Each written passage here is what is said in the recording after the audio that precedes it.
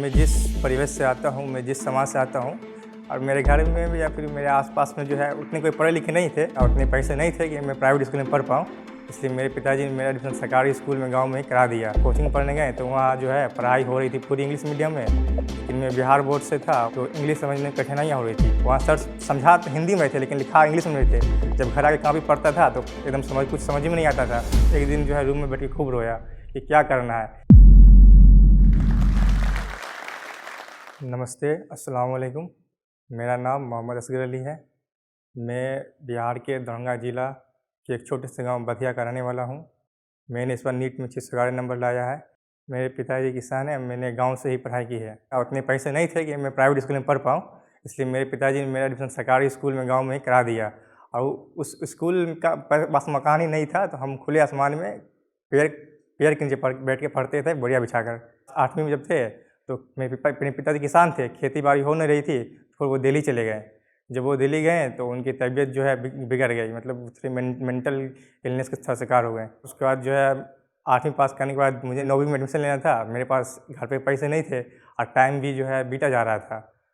तो मैंने जो है 100 रुपये पैसे लिए थे, मतलब पास पड़ोस में एक भाईजान थे, टीपू भाईजान, उनसे मैंने 100 रुपये पैसे लिए थे एडमिशन के लिए। आज तक मैंने उनको पैसा रिटर्न भी नहीं किया।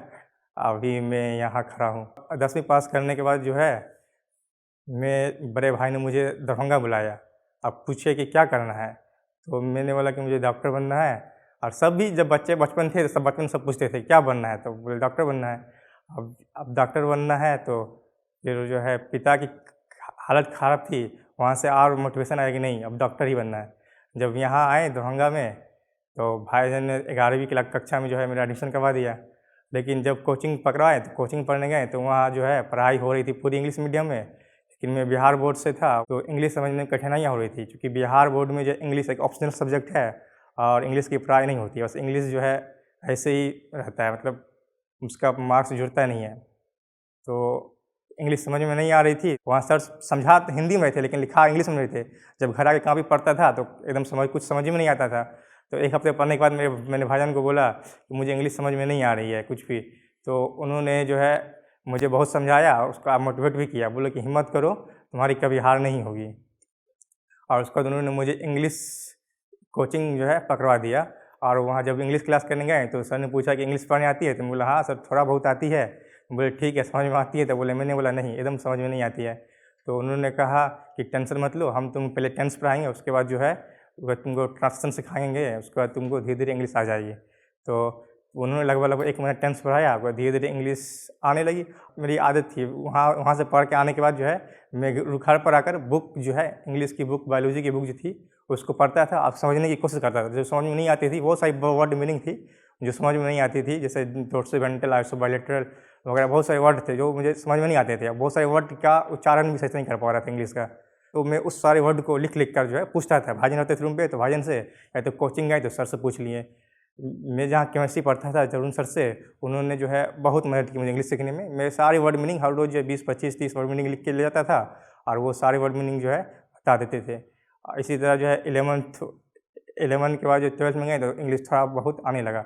और 12th पास करने के बाद जो है अब जो है डॉक्टर बनना था, सपना था। तब भाई क्या करना है, मालूम चला कि नीट का एग्ज़ाम देना पड़ेगा डॉक्टर बनने के लिए, और तैयारी थी नहीं। तो मैंने उस साल जो है जब मैंने 12th पास की थी, मैंने उस साल नीट का एग्ज़ाम दिया नहीं। मैंने दरभंगा में रहकर 1 साल जो है सेपरेट क्लास ज्वाइन किया और नीट की तैयारी की, लेकिन अच्छे नंबर नहीं आ पाए। 319 ही नंबर आए थे पहली टर्म में। तो मुझे लगा कि नहीं हो रहा था। फिर मैंने 1 साल जो है सेल्फ स्टडी जो है पढ़ना चालू किया और पढ़ रहा था। फिर भी उतना नंबर नहीं आए। फिर जब दूसरी बार एग्ज़ाम दिया तो मुझे 395 नंबर आए।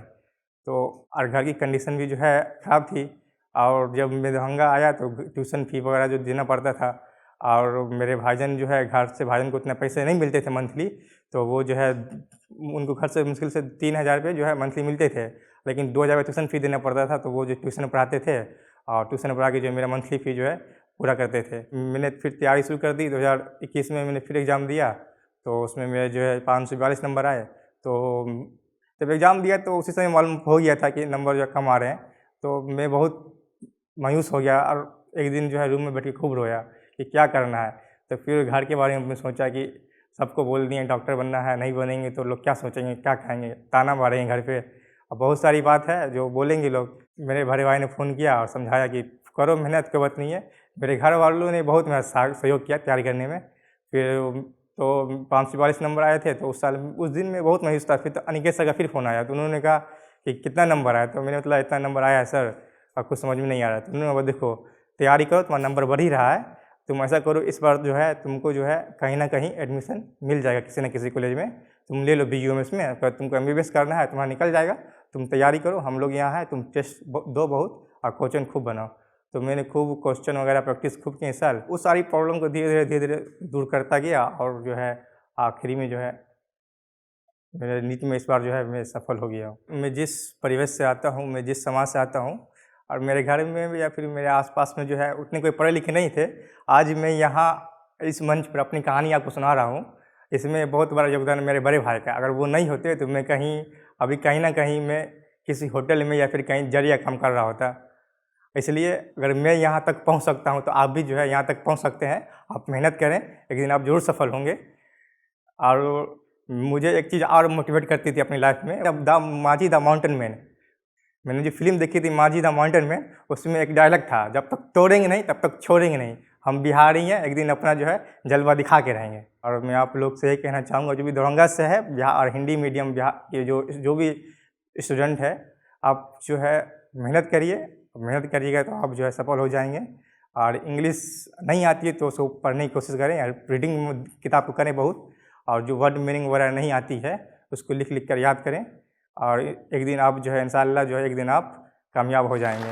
अहाँ सब एकरा सब्सक्राइब करूँ, लाइक करूँ, और जत्ते से जत्ते मैथिल छै उनका बीच में शेयर करूँ। और नया नया प्रेरणादायक कहानी बहुत सारा खिस्सा अहाँ के सुनय ला मिलत, तो बस बनल रहू।